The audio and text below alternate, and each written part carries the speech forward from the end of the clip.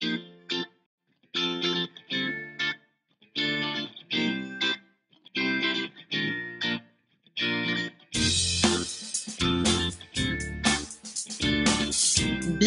à l'émission Comment fais-tu? Je suis Marie-France Nou et aujourd'hui, j'ai l'honneur de recevoir Patrick Nicole, magicien et photographe professionnel. Merci d'être avec moi aujourd'hui. Merci, Marie. Bienvenue à l'émission Comment fais-tu? Aujourd'hui, je suis avec Patrick Nicole, magicien. Écoutez, j'aurais tellement de choses à dire maintenant parce que je suis toute énervée de recevoir Patrick. Patrick, que dirais-tu de te présenter? Je m'appelle Patrick Nicole, je suis magicien, aussi photographe et conférencier, donc quelques cordes à mon arc que j'essaie de combiner la plupart du temps. C'est tout? Déjà là, on part. Patrick, ça me fait vraiment plaisir aujourd'hui. On discutait tantôt de toute ton évolution, par où tu es passé, qu'est-ce qui t'a amené aussi à faire de la magie. C'est ma première question aujourd'hui. Qu'est-ce qui t'a amené à faire de la magie? Bien, ça commence par une histoire simple, mais ça devient très beau au fur et à mesure que ça progresse. C'est comme la plupart des enfants, j'ai reçu un petit kit de magie à 7 ans, mais c'est la façon que je l'ai reçu qui est spéciale.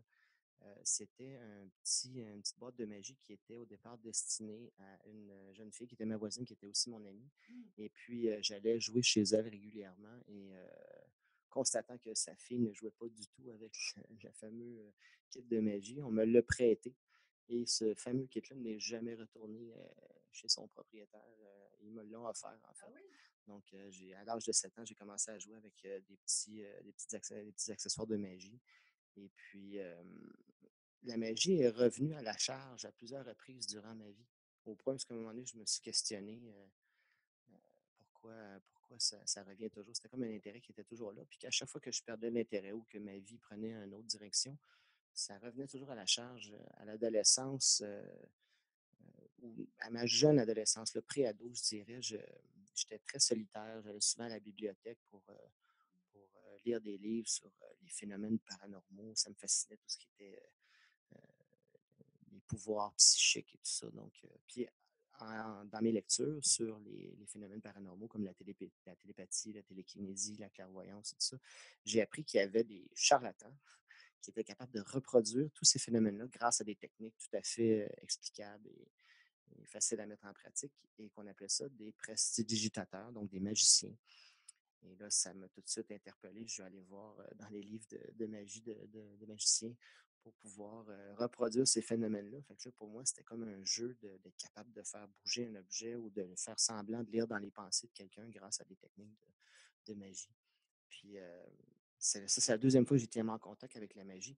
Et là, plus tard, à l'école secondaire, il y a un ami de classe qui lui aussi faisait de la magie un peu. Euh, on s'est mis à discuter, à parler de magie, puis à échanger des trucs, puis ça, des techniques. Puis là, ça m'a comme redonné la piqûre. Je suis retourné dans les livres. Puis là, j'ai appris une révélation qu'il y avait des cours de magie à Montréal. Et là, j'ai dit, moi, c'est ça que je veux faire. J'ai commencé tout de suite, je me suis inscrit. Et puis, 3 ans plus tard, j'ai lâché mon travail. J'ai fait le grand saut à l'âge de 20 ans pour devenir magicien professionnel à temps plein. Je me suis dit, parce que l'école ou le système académique pour moi n'était pas stimulant, n'était pas. J'avais pratiquement aucun intérêt à apprendre des matières générales. Je savais déjà que je voulais m'en aller dans quelque chose d'artistique, de quelque chose de créatif. Puis la magie venait, dans le fond, combler à tous les besoins que j'avais. Le besoin de reconnaissance, le besoin de faire du spectacle, de parler aux gens, mais le besoin aussi d'émerveiller, tout ce côté-là, là, mystérieux, ça me rejoignait évidemment. Puis il y avait un challenge aussi au niveau de l'exécution, parce que, écoutez, faire de la magie, c'est l'art de la prestidigitation se fait par manipulation, c'est pas des trucs que tu achètes dans des magasins qui fonctionnent à peu près tout seul.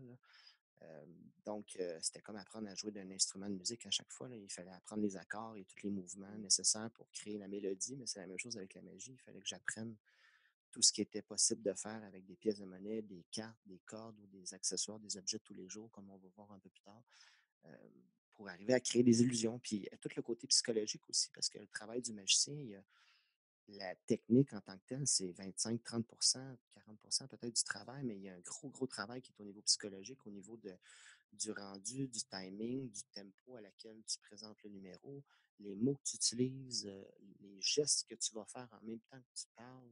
Il y a tout un côté que les gens ne connaissent pas, l'envers de la magie, pour arriver à créer une illusion physique. Il faut aussi créer une illusion dans la tête. Il faut convaincre les gens d'une histoire qui, à la base, n'a aucun sens, mais il faut rendre ça le plus crédible possible pour que les gens, ça crée un doute dans leur esprit. C'est vrai ou c'est pas vrai ce que je viens de voir, tu sais?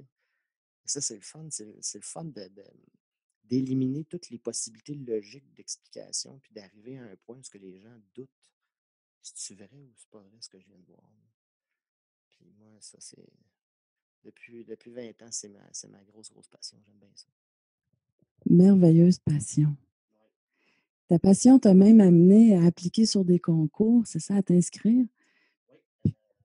En 1900, en fait, j'ai participé à 2 concours. La première année que je me suis présenté, je me suis même pas classé pour la simple et bonne raison qu'à cette époque-là, j'étais un très jeune magicien, qui venait de rentrer dans le circuit professionnel, qui était talentueux, mais qui était trop jeune pour avoir autant de succès trop vite. Donc j'étais très, très égocentrique et prétentieux et ça paraissait dans mon numéro et les juges ont décidé de ne pas m'accorder, le prix ou peu importe, je ne me suis pas classé du tout, du tout. Puis à ce moment-là, j'ai eu un ajustement à faire et je suis revenu à la charge l'année d'après, en 1999, en mettant le spectateur ou les volontaires beaucoup plus en valeur puis en m'effaçant un peu.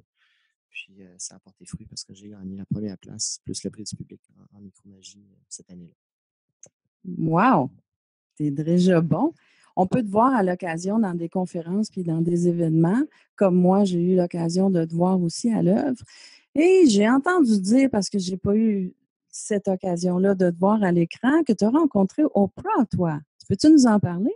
Mais en fait, je ne l'ai pas rencontré en personne, mais j'ai été invité comme panéliste à son émission qui s'appelle Live Class, une émission qui traite de différents sujets sur le développement personnel parce qu'on sait que c'est une grande passion pour elle aussi. Et puis, écoutez, il faut absolument que je vous raconte cette journée-là parce que j'en parle dans ma conférence que tout peut basculer en l'espace de quelques minutes d'un simple coup de téléphone ou quand on se réveille le matin, je dis souvent aux gens que chaque journée, chaque nouvelle journée est remplie d'infinies possibilités. Et c'est incroyablement vrai dans cette journée-là parce que je suis allé dans un centre d'achat me faire une manicure pour un contrat de publicité que je venais d'avoir. J'étais déjà sur un nuage, OK? Je venais d'apprendre que je venais de signer un contrat de 7 publicités pour la monnaie royale canadienne parce qu'il avait besoin de mes mains pour manipuler des pièces de monnaie. Fait que je touchais pas à terre, je venais de sortir d'une manicure, donc les petits massages, les petits dorlotages avec les petites huiles et tout. Et là, le téléphone sonne pendant que je suis aux Galeries d'Anjou à Montréal. Et la dame au téléphone, en premier, je vois sur mon affichage Chicago. Puis moi, j'allais régulièrement dans des conférences ou dans des séminaires aux États-Unis aussi, Anthony Robbins, entre autres, et tout ça. Et on reçoit énormément, suite à ça, des publicités enregistrées de Do you want to change your life? Voulez-vous adhérer à des programmes de ci, de ça? Et habituellement, quand je voyais des numéros sur mon affichage qui venaient de l'étranger, je répondais plus, tu sais. Puis là, je ne sais pas pourquoi, j'ai comme eu une intuition, un réflexe de réponse. C'était marqué Chicago. Point. Puis c'était la recherchiste de Oprah qui me demandait si je serais intéressé à participer à l'émission. Fait que j'ai dit, bon, je vais vérifier, puis je vais te rappeler. Non, c'est pas vrai. J'ai réfléchi 0,5 nanosecondes. Là.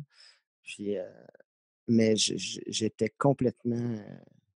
Je me suis assis dans l'allée en plein milieu des galeries d'Anjou, puis je me disais, ça se peut pas que ta vie peut basculer comme ça du jour au lendemain, des événements aussi incroyables que ça. Tu sais, moi, qui suis-je pour passer à Oprah? J'ai répondu à une question sur leur site Internet, sur le site de OWN, qui demandait si on avait trouvé notre mission personnelle. Puis j'avais élaboré quand même pas mal. Puis bon, ils ont choisi 6 personnes à travers le monde pour participer à cette émission-là. Puis ça a l'air que ça a tombé sur mon numéro. Je ne sais pas si c'est la valeur de ce que j'ai écrit ou si c'était simplement un hasard ou je ne sais pas, il y a peut-être un mot, une phrase qui les a interpellés, mais peu importe la raison, c'est sur moi que ça a tombé. Puis j'ai été chanceux aussi parce que ils nous le disent avant l'émission que c'est pas sûr qu'ils vont parler à tout le monde, que Oprah va s'adresser à tous les panélistes parce que c'est selon son intuition, elle n'avertit pas d'avance, elle se retourne vers le panel, puis elle va s'adresser à qui elle veut, selon son intuition, selon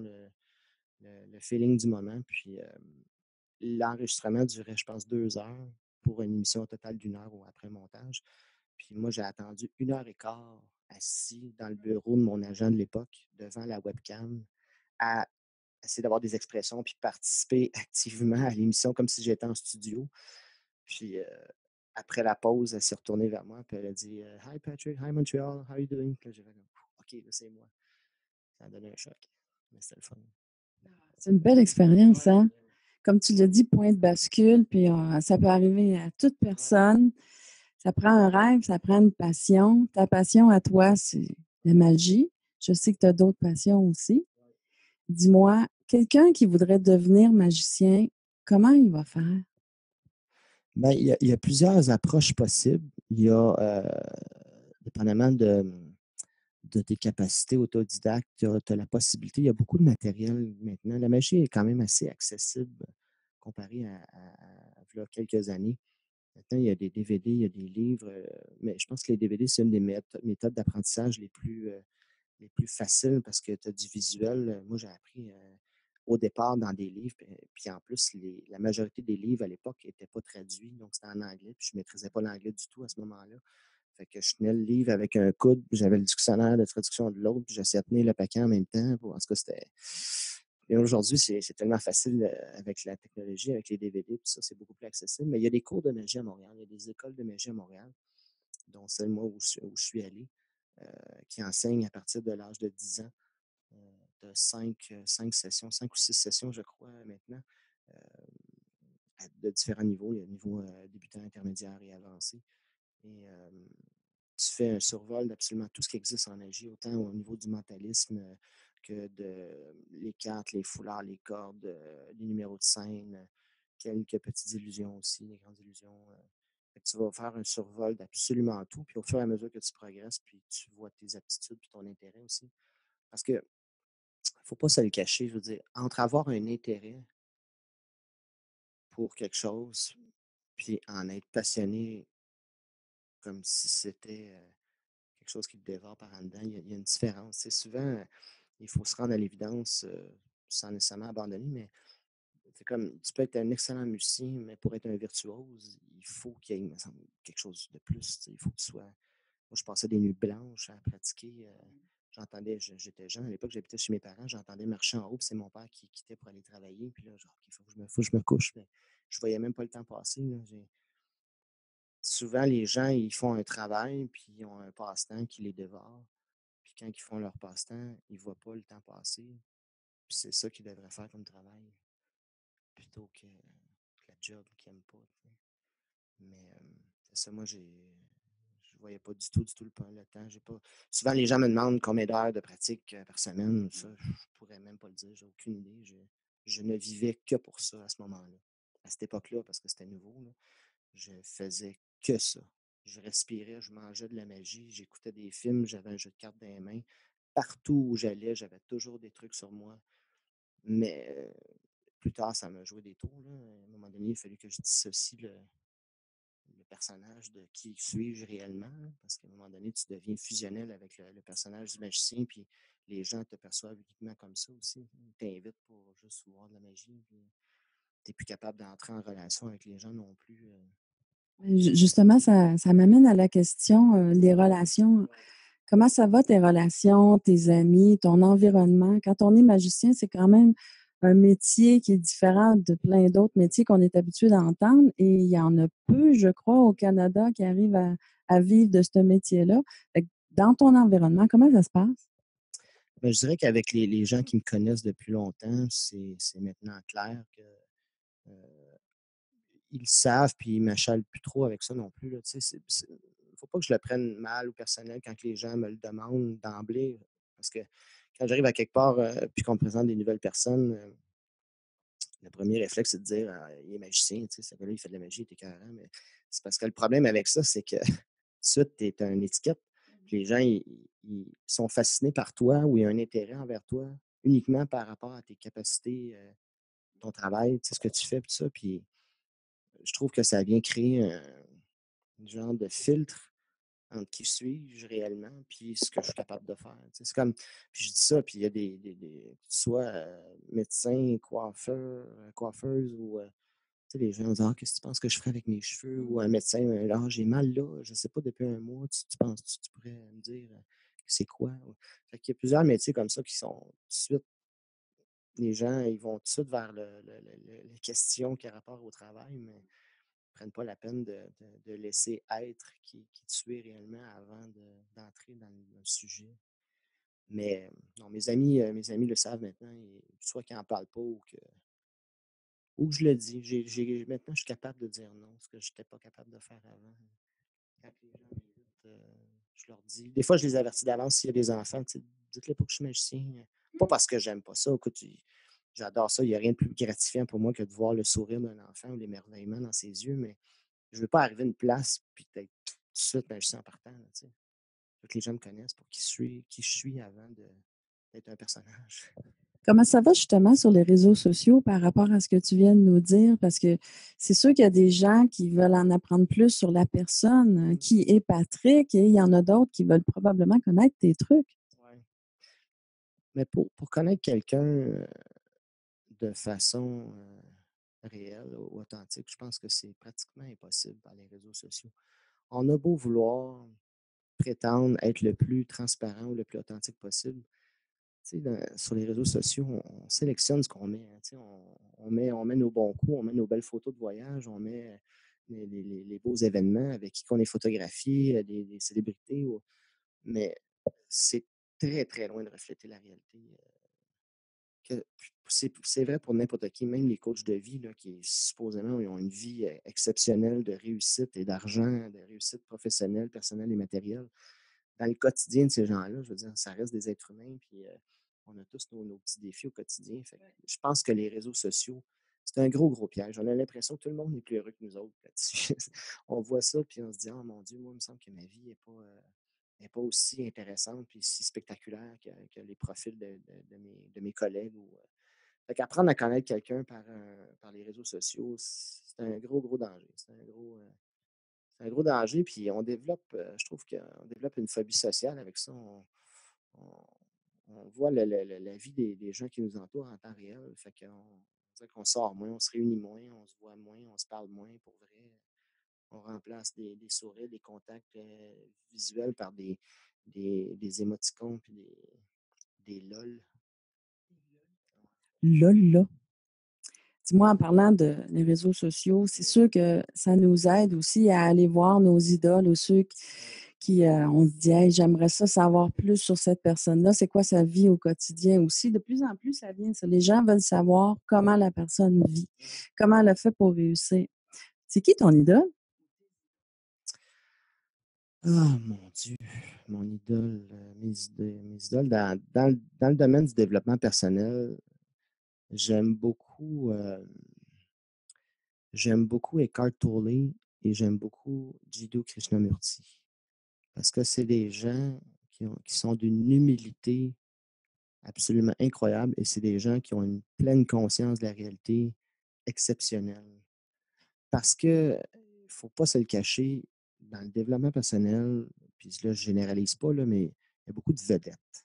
Il y a beaucoup la limite entre l'ego puis le désir sincère d'aider son prochain est assez mince, je te dirais. Tu sais. Il y a des gens qui veulent devenir pratiquement la star de leurs produits, puis tandis que des gars comme Eckhart Tolle ou Jiddu Krishnamurti sont d'une humilité incroyable.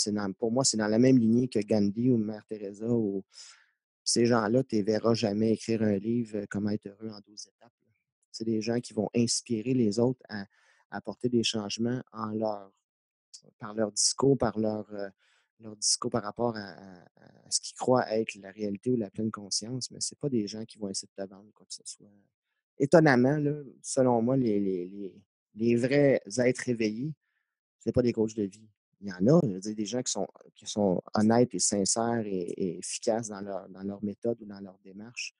Mais moi, de ce que j'ai constaté à travers le temps, de mes lectures, c'est que les êtres réveillés qui ont fait une grande différence dans la vie des autres, c'est pas des gens qui étaient coachs de vie ou qui chargeaient 300 pièces de l'heure pour pour un programme. Tu es en train de parler des maîtres. Oui, oui. Ben, j'ai lu comme tous ceux qui sont passionnés de développement personnel, j'ai lu plusieurs ouvrages de référence, là, des gars comme Jack Canfield, Anthony Robbins, que j'ai même assisté à un séminaire. Je suis un marcheur de feu pour le séminaire Unleash the Power Within. Puis, c'est des gens qui sont extrêmement inspirants, puis tout ça, mais je constate que la réussite est souvent perçue ou présentée comme étant prioritairement une réussite professionnelle et matérielle. On parle toujours, évidemment, dans les programmes d'Anthony Robbins ou d'autres que je n'aimerais pas par respect, mais euh, d'équilibre aussi spirituel, tout ça, mais moi, ce que je vois là, sur Internet, sur les réseaux sociaux, là, c'est toujours le cas à côté d'une Lamborghini ou une fille étendue sur la plage avec un beau gros chapeau de paille en Jamaïque. Fait que c'est souvent, on parle souvent de réussite professionnelle, puis là, on dit que l'argent, c'est vrai que si tu es une bonne personne à la base, l'argent, c'est un amplificateur de qui tu es à la base réellement. Tu peux aider ton prochain avec cet argent-là, mais je pense qu'il y a d'autres façons aussi d'inspirer les gens, autres qu'en étant millionnaire, puis tu sais, c'est le fun, Anthony, comme Anthony Robbins, il nourrit des millions de personnes avec son truc de banque alimentaire, tout ça, puis c'est tout à fait légitime et inspirant. Mais il y a des gens qui ont inspiré, qui ont aidé en donnant de leur temps de façon humble, comme Mère Teresa ou Gandhi ou d'autres qui ne me viennent pas à l'esprit comme ça, mais qui ont fait une différence autant dans la vie des autres sans avoir des milliards de dollars en banque. C'est le fun de t'écouter. J'adore ça. J'ai une question pour toi, parce que je t'entends parler de développement personnel et toi, qu'est-ce que tu as envie d'accomplir avec ta vie? Que ce soit dans la magie ou du côté personnel, y a-tu vraiment un accomplissement que tu veux faire? Il y a quelques années, j'ai créé un concept qui s'appelle la magie qui inspire. Donc, ce que j'essaie de faire par le divertissement, parce que pour en revenir au développement personnel, là, j'ai développé une passion par rapport à ça, puis ça, puis il y a des concepts qui, je pense, fonctionnent vraiment bien pour la majorité des gens, puis ça, puis je me demandais comment je pouvais transmettre ça sans nécessairement faire du coaching, parce que je pense, moi, j'ai pas la prétention, je ne crois pas pouvoir accompagner quelqu'un avec des méthodes éprouvées ou généralistes pour amener les gens à faire des changements au quotidien pour changer leur vie du tout au tout. Par contre, je peux peut-être les inspirer. Je peux peut-être faire une synthèse de ce qui se fait dans le domaine. Puis moi, je pense que ma grosse force, c'est la capacité de vulgariser ça puis de mettre ça dans des mots simples pour que les gens, ça les interpelle, que ça les rejoigne, qu'ils disent ah, ça, je comprends, puis ça, je peux le faire. Donc, et par le divertissement, ça rejoint un public beaucoup plus large parce que le développement personnel, quand on entend parler de ça, souvent les gens ils pensent que c'est space, ésotérique, tout ça, puis ça peut les freiner un peu. Ils ne peuvent pas faire la différence entre l'ésotérisme ou la spiritualité. Souvent, c'est un peu confus, une zone un peu grise. Donc, ce que je fais, moi, c'est que je les approche d'abord avec le divertissement, avec la magie. Donc, on crée un lien de confiance, on rigole ensemble, on les fait participer. Et à travers ça, je vais passer des petits messages où je vais enseigner des concepts, je vais leur suggérer peut-être une façon de voir les choses qui est différente. Je leur dis pas que ce qu'ils font, c'est pas correct, puis il faut qu'ils mettent cette méthode-là en pratique. Je fais simplement les inspirer en leur montrant une autre façon de voir les choses. Avec des concepts que je n'ai pas inventés, je n'ai pas réinventé la roue, c'est des principes de développement personnel qui sont très connus, très populaires, que j'ai simplifiés, vulgarisés et fusionné avec la magie. Donc, souvent, je vais utiliser la magie ou les accessoires eux-mêmes comme métaphore visuelle pour illustrer ce que je suis en train de raconter. Fait que, ça crée un lien de confiance. Les gens sont divertis. Puis en même temps, ça les apporte à réfléchir. Un peu comme ce que Boccaccio pourrait faire avec l'humour aussi. Il y a des messages qui sont très forts. Il y a certains artistes qui utilisent l'art justement pour transmettre un enseignement ou de l'information. Je pense que c'est beaucoup plus accessible, beaucoup plus léger, moins moralisateur de cette façon-là.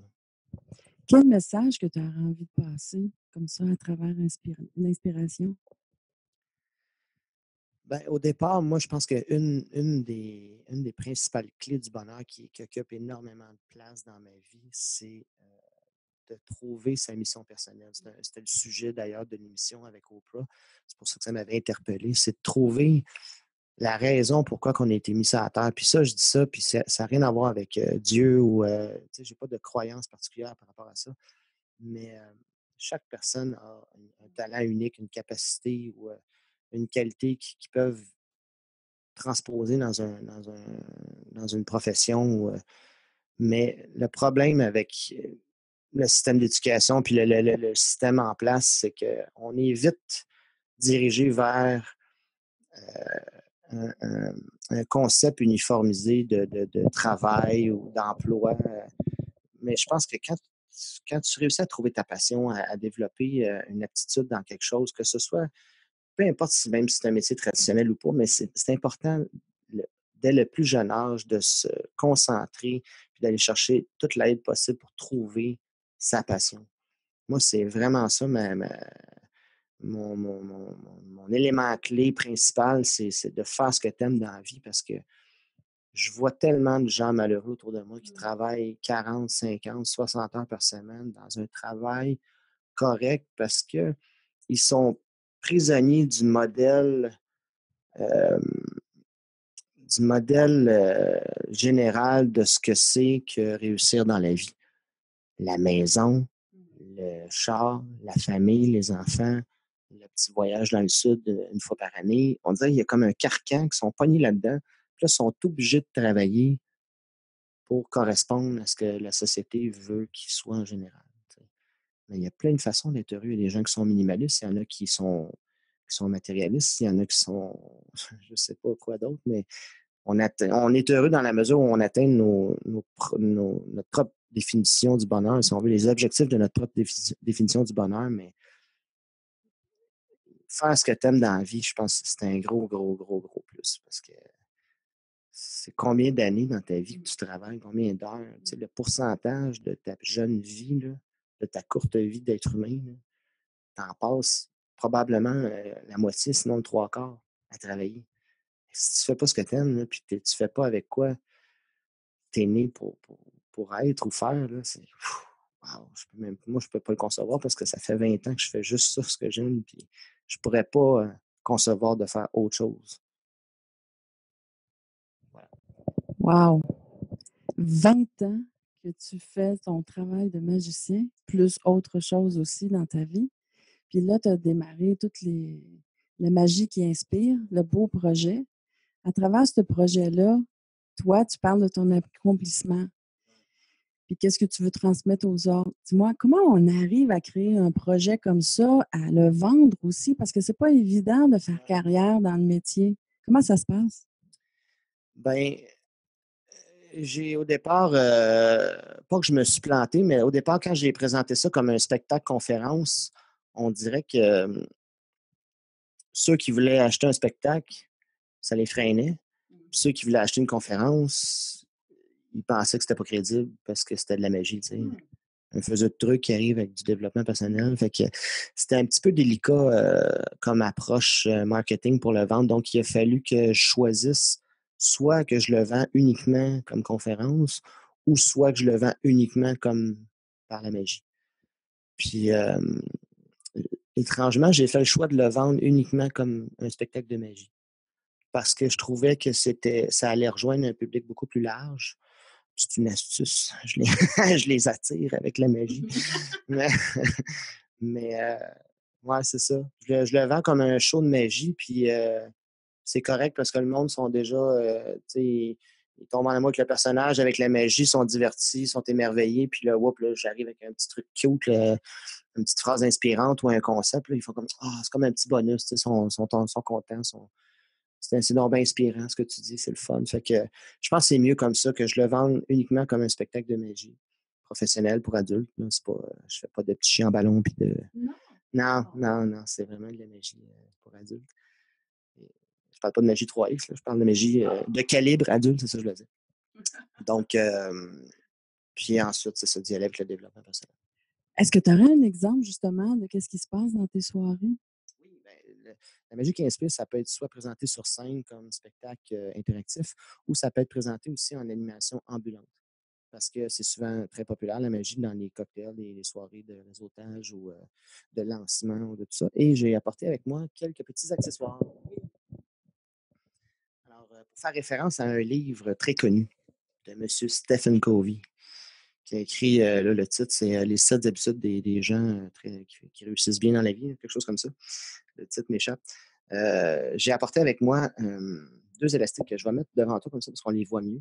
Je ne sais pas si on voit bien. Peut-être si je m'approche de la caméra comme ça. Il y a une belle phrase dans son livre, et là, je vais la citer en même temps que je vais faire le mouvement.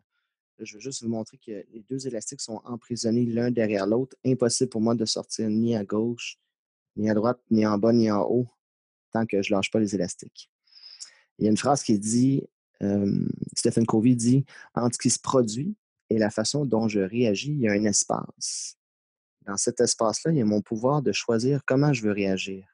Et dans ma réaction se trouve ma croissance et ma liberté. OK, comment tu as fait ça? Ta-da-da!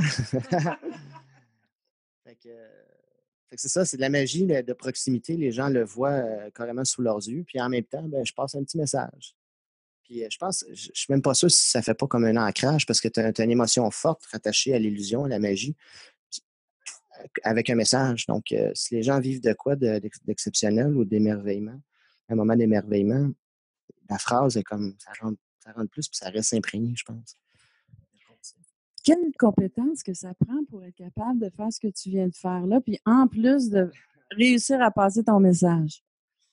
Euh, c'est sûr qu'au départ, bon, la magie, la technique, je la maîtrise bien parce que ça fait 20 ans que je fais ça à temps plein. Mais, donc, déjà, juste le fait de ne pas avoir à réfléchir à mes mouvements puis à la technique, puis qu'est-ce que je fais, ça me permet de me concentrer un peu plus sur les textes. Puis, mais ça s'est fait naturellement pour moi, je pense, parce que en ayant le déclic, en ayant l'idée de faire de la magie qui inspire, là, toutes les idées sont venues à qu'est-ce que je pourrais utiliser pour illustrer ce concept-là. Des fois, c'était l'inverse, c'était quel tour que je pourrais faire pour accompagner tel principe que je vais enseigner par rapport au temps, par rapport à la peur, par rapport à.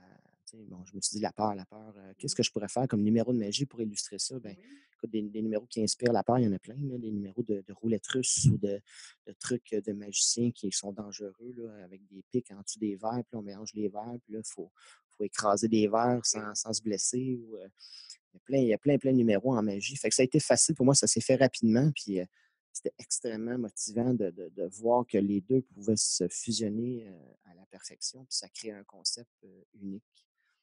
Fait que, C'est merveilleux, j'adore ça, j'ai hâte d'aller te voir, moi. Qu'est-ce qui t'a amené l'idée de jumeler les 2 ensemble? D'où est-ce que ça vient? oh mon Dieu. Ben, au départ, la passion pour le développement personnel, je pense que je l'ai toujours eu un peu parce que j'ai toujours été fasciné par la psychologie humaine, puis tout ça. Puis par rapport à moi aussi, ce que j'ai vécu, certaines épreuves que j'ai eu à traverser, à un moment donné, tu cherches des réponses, tu veux trouver un sens à ta souffrance. Ouais, ouais, quelques-unes, entre autres. Et ce qui t'amène à questionner, à trouver des réponses. Puis à partir de ça, quand je suis allé, le déclic s'est fait à New York quand je suis allé au séminaire d'Anthony Robbins. Je ne sais pas pourquoi, si c'est par rapport à ce que lui disait ou tu sais, on dirait que ça s'est fait naturellement. Je dis, ouais, la magie puis le développement personnel ensemble. Parce que je voulais quand même continuer à faire ce que j'aime dans la vie, mais j'avais un besoin à ce moment-là de redéfinir mon spectacle puis la façon d'intervenir auprès des gens parce que j'étais comme tanné de faire le clown en avant. J'étais tanné d'être juste le gars drôle puis le gars le fun. J'avais besoin d'exprimer qui j'étais, j'avais besoin de dire des choses. Puis c'est vrai dans toute forme d'art, je crois, que ce soit un peintre, un photographe, un danseur ou un chanteur. Tu peux interpréter, tu peux t'en tenir à la base, mais il y a un moment donné où tu as envie de dire des choses, tu as envie de raconter qui tu es, tu as envie de, de, de mettre tes réflexions en images. Puis moi, ça a été ça. Ça a été de pas juste avoir l'impression d'être le clown de service, mais d'être là pour dire des choses importantes, puis peut-être inspirer les gens humblement à voir la vie différemment. Tu parlais de déclencheur, hein, en allant voir Anthony Robbins. Oui, Puis on en vit tous des déclenchements à un moment oui, donné dans notre vie comme ça, qui est comme boum, on vient d'avoir une prise de conscience, on oui, dirait là. Prise de conscience, c'est un mot que tu aimes beaucoup, toi, hein? oui. Et c'est ce que tu veux apporter aux autres aussi. Ouais, les wake-up calls, les wake-up moments, les prises de conscience. La pleine conscience, pour moi, je pense que c'est une des clés pour se sortir de plein de petits défis au quotidien. Parce que à partir du moment où tu es présent, que tu es capable de calmer le mental, puis d'écouter ton intuition, ta voix intérieure, les réponses viennent tout seul ou presque et de façon plus authentique, de façon plus réelle, ça vient moins du mental réfléchi là, ouais, faut pas que je fasse ça parce que je rumine pendant des semaines là, pour prendre une décision. Là. Fait que, faut vraiment que je calme le mental, que j'arrête le hamster puis que je me fie à mon intuition. Puis la pleine conscience, c'est ça que ça me permet de faire. La méditation au départ aussi, mais la pleine conscience d'être totalement dans le moment présent, ça t'aide à créer un espace aussi entre tout ce qui se produit, ce qui vient à toi dans ton quotidien.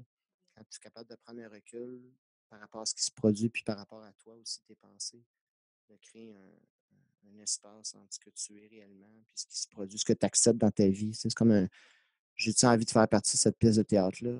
Non, ça, je veux pas ça. Quand tu es plus conscient, on dirait que tu es moins en réaction à tout ce qui se passe. Tu es moins comme un chien qui réagit à tout ce qui se produit autour de lui. Ça donne accès au cœur Voilà. aussi, hein? Ouais. Puis je sais que tu es un homme de cœur, toi, hein? Beaucoup. Et quand ton cœur décide de donner au suivant, quel genre d'action que tu aimes faire, toi? Ben, j'en pose régulièrement. D'ailleurs, cette semaine, là, c'est sûr que ça, au niveau du temps, avec la division de l'émission, ça ne marchera pas, mais cette semaine, j'ai fait un spectacle pour Opération Enfant Soleil pour ramasser des sous. Et j'ai fait un spectacle aussi pour ramasser des sous pour des maisons du jeune à Laval, de Marigot et de Laval-Ouest.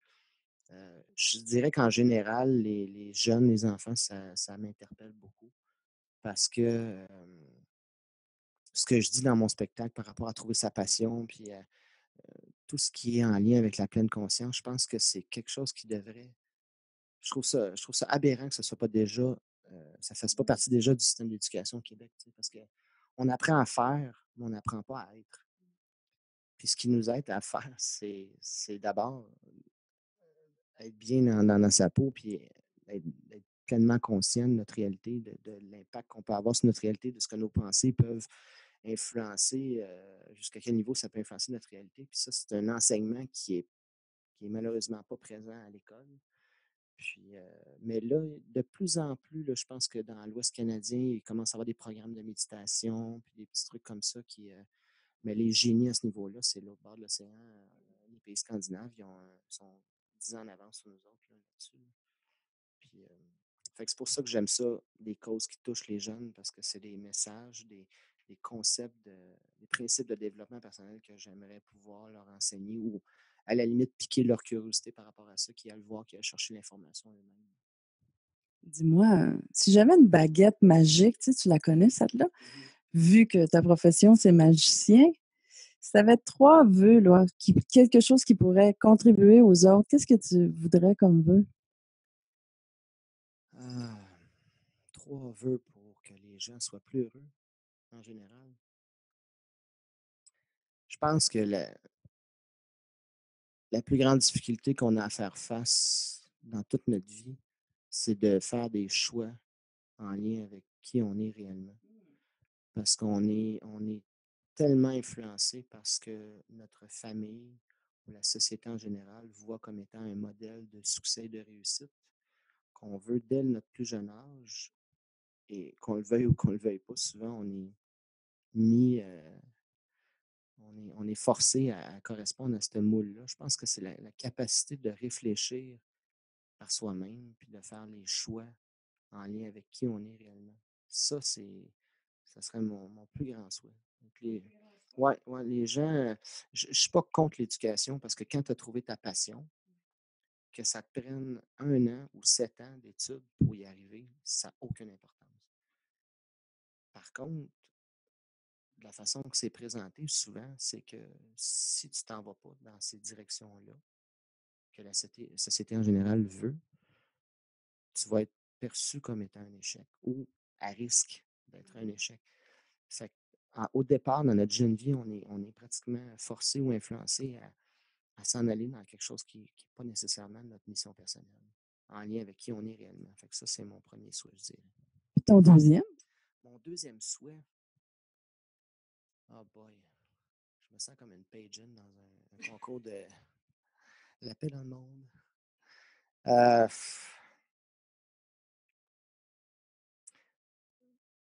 un autre détail qui peut rentrer en lien peut-être avec ce que je viens de dire par rapport à mon premier souhait, je pense que c'est l'argent. L'argent, c'est un gros moteur de motivation pour bien des gens, mais je pense que c'est le pire ennemi quand il vient le temps de faire un choix en lien avec qui on est réellement.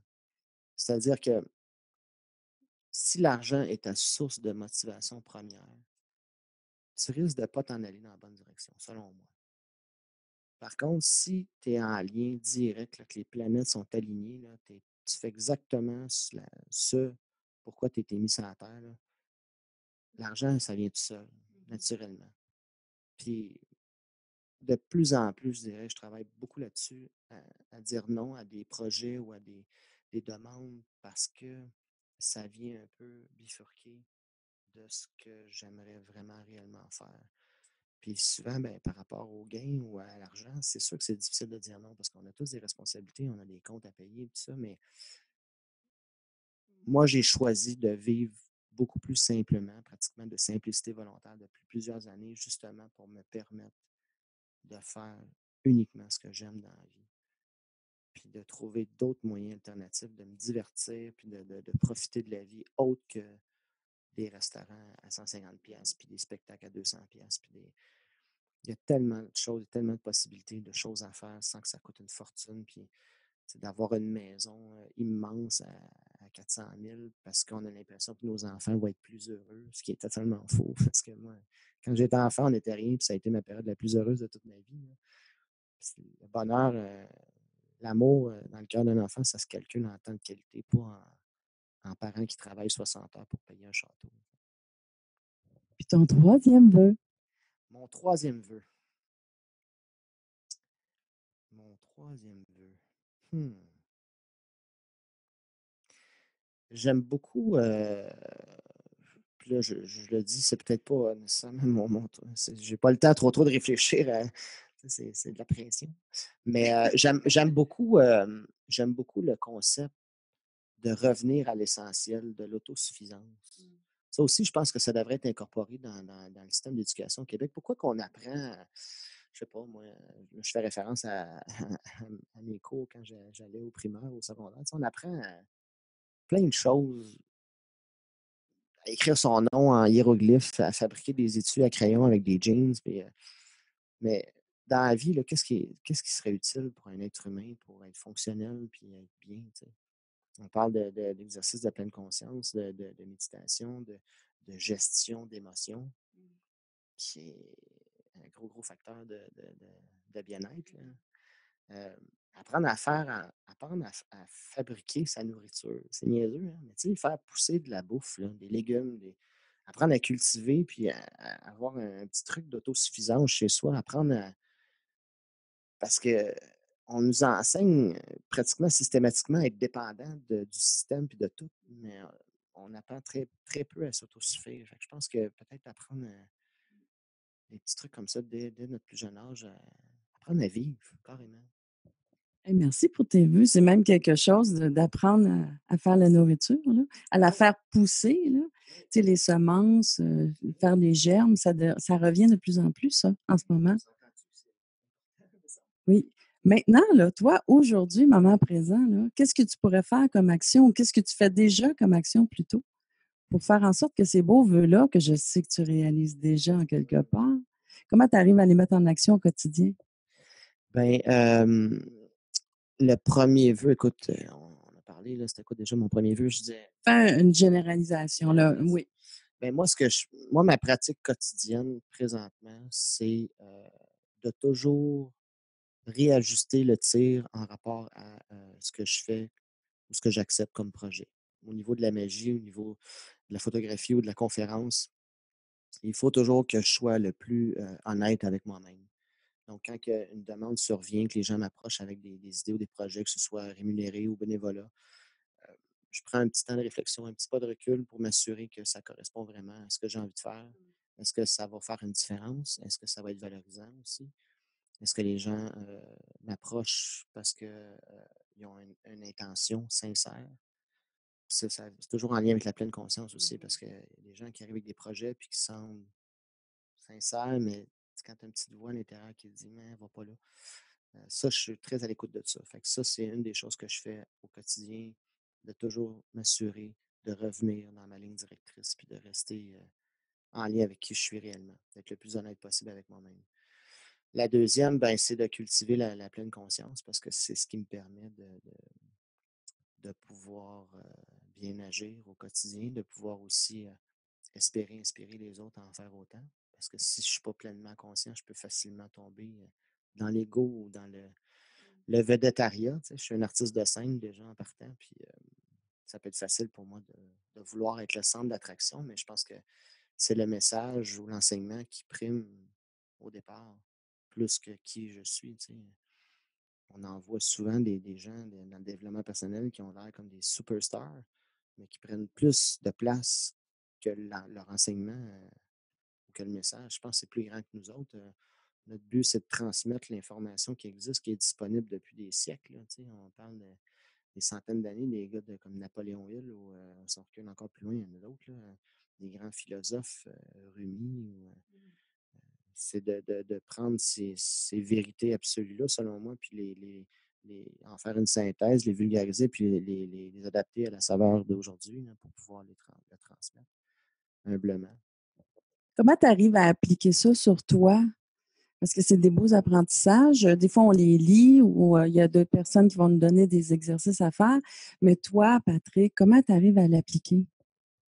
Ben, c'est drôle que tu me poses cette question-là parce que je pense que ça nous arrive tous à un moment donné, quand on s'engage dans la voie de la transformation, du développement personnel, on a une image de ce qu'on voudrait être, on a un objectif. Et là, on lit on voit des gars ou des femmes en action comme des Marianne Williamson ou des Jack Canfield, puis des Anthony Robbins, puis on voudrait être ça, tu sais. Puis là, on s'informe sur la matière, sur le développement personnel, sur les principes, sur l'enseignement. Et là, on se rend compte très vite qu'on est des êtres imparfaits. Et là, ça devient frustrant parce qu'on connaît la matière intellectuellement, mais notre capacité à l'appliquer constamment dans notre quotidien est assez limitée au départ. Donc là, ça devient frustrant parce que là, tu développes lentement ta capacité d'introspection, puis de t'observer, puis de voir que, OK, c'est pas si facile que ça, gérer ses émotions, puis de ne pas être en colère, puis de ne pas avoir de pensées négatives, puis de pas être pris dans le temps, puis de dire que j'ai pas le temps, puis d'être en réaction à tout ce qui se produit. Fait que, il faut à un moment donné que tu acceptes qu'on n'est pas tous des êtres éveillés, qui flottent sur un nuage, là. On voudrait tous être des Bouddhas, mais c'est pas ça la vraie vie, la réalité. Donc, ce que j'ai fait, c'est j'ai pris quelques concepts qui s'appliquent, selon moi, bien dans mon quotidien, qui viennent me parler, puis j'essaie de les appliquer au maximum. Je me suis fait mon propre petit programme, si on veut, avec des concepts qui existent. Moi, la pleine conscience, c'est probablement une des choses que j'essaie d'incorporer le plus dans mon quotidien par plein de petites choses. Je fais beaucoup de randonnées en forêt, de randonnées de la marche consciente, c'est connu. Je veux dire, les moines le font. Il y a beaucoup de gens qui en parlent dans leurs ouvrages. D'être totalement dans le moment présent, de sentir les odeurs, d'écouter les bruits dans les arbres. Des fois, je fais des câlins aux arbres. de toucher le sol, de prendre la terre dans tes mains, de sentir le sol sous tes pieds, d'être totalement là, fermer le téléphone, euh, d'y aller, de ne pas avoir peur d'y aller seul aussi, de se retrouver seul avec soi-même. Euh, des petits exercices dans le quotidien là, que je donne comme suggestion à l'occasion, là, quand on se lave les mains. Tu sais, on le fait machinalement, puis on pense tout de suite à qu'est-ce qu'on va faire après. Tu sais. On est tout le temps dans le futur ou dans le passé, mais on est rarement dans le présent. Puis quand on se lave les mains, souvent, c'est de sentir le savon, l'odeur, le bruit de l'eau, le son, la température de l'eau sur nos mains. Mais si on pense uniquement à ça pendant qu'on est en train de le faire, on est en train de méditer, on est totalement dans le moment présent. Tellement moment présent. C'est c'est ce que j'allais dire. J'étais hypnotisée par ce que tu disais. J'étais en train de le faire avec toi, tu sais, de toucher, Ouais, puis ouais. d'entendre et tout ça, puis de se promener dans la forêt. J'adore ça. Est-ce que c'est comme ça que ça se passe dans tes conférences avec la magie qui inspire?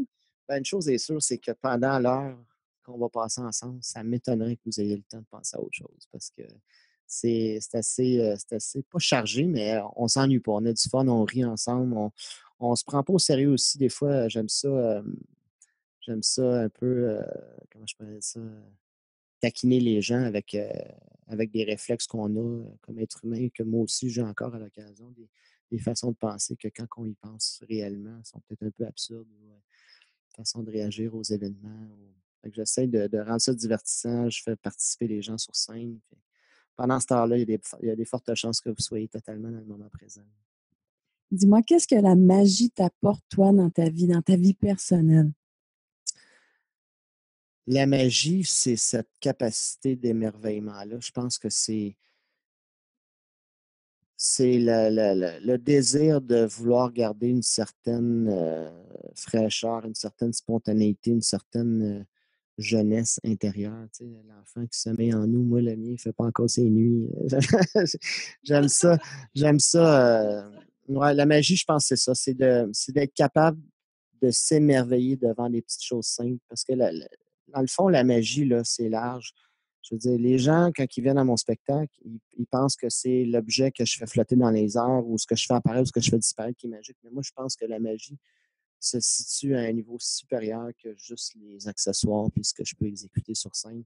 La magie se produit quand que, l'intention du public et la mienne se synchronisent, puis on est là pour la même raison, tu sais, pour être à la recherche du bonheur, trouver des façons de voir les choses, des façons de vivre qui peuvent améliorer notre quotidien, puis de se sentir bien. Puis je pense que l'heure qu'on passe ensemble, les liens qui se créent, puis les discussions que j'ai avec eux après quand je vais les voir hors scène, c'est là que la vraie magie se passe. C'est comme si le temps arrêtait, hein? Ouais, C'est vraiment ça, hein, le moment présent total. Il n'y a plus de passé, il n'y a plus de futur. ouais. D'ailleurs, toi, tu as comme une perception, une définition du temps. Oui, ben, un truc que je parle dans mon show, c'est le temps horloge versus le temps mental. Oui, parce que le temps, c'est un concept qui peut être vague pour certains, puis je leur donne toujours le truc, le temps horloge, c'est une unité de mesure qui nous permet de mesurer le temps, de planifier un horaire, un agenda, de se fixer des objectifs, des échéanciers. Mais une fois que ça c'est fait, il faut essayer de revenir dans le moment présent. Puis le temps horloge, ça, c'est ça nous aide. Puis il y a le temps mental aussi. Le temps mental, c'est quand on pense au passé ou au futur. Puis nous autres, les Nord-Américains, en général, c'est pas toujours positif. Quand on passe au passé, souvent les émotions qui viennent accompagner de nos pensées, c'est la frustration, de la colère, de la honte, euh, des remords. Quand on pense au futur, souvent c'est de l'anxiété, de la peur, de l'anticipation, tout ça. Donc, quand on se surprend à entretenir ce type de pensée-là régulièrement au quotidien, il faut essayer de se ramener dans le moment présent. Parce qu'on sait que ces pensées-là, la plupart du temps, ne sont pas constructives. Et pour ceux qui sont familiers avec la loi de l'attraction, ce que tu penses la majorité du temps ou ce que tu ressens la majorité du temps vient créer ta réalité et prend de l'expansion. Donc, si tu penses à tes problèmes que tu as vécus ou que peut-être tu vas vivre, il y a des fortes chances que ça se produise dans ta réalité, que ça prenne de l'expansion ou que ça revienne si ça vient du passé. Donc, J'aime ça. J'aime ta philosophie. Dis-moi, avant, pour le mot de la fin, qu'est-ce que tu aurais envie de dire à ceux qui nous écoutent présentement? faites ce que vous aimez dans la vie. Oubliez ce que les gens pensent ou ce que la société veut que vous soyez. Trouvez votre passion, comme dirait Confucius. Faites-en votre métier et vous aurez l'impression de ne plus jamais travailler une seule journée de votre vie. C'est faire ce qu'on aime, d'être d'abord et avant tout heureux soi-même. Ça, c'est la meilleure façon d'inspirer les autres à l'être aussi. Merci, Patrick. Ça a été vraiment un peu plaisir. Merci. Merci d'avoir écouté l'émission Comment fais-tu pour rejoindre Patrick Nicole. Écrivez-lui sous patricknicole1975@gmail.com ou encore téléphonez-lui au 438-399-6081.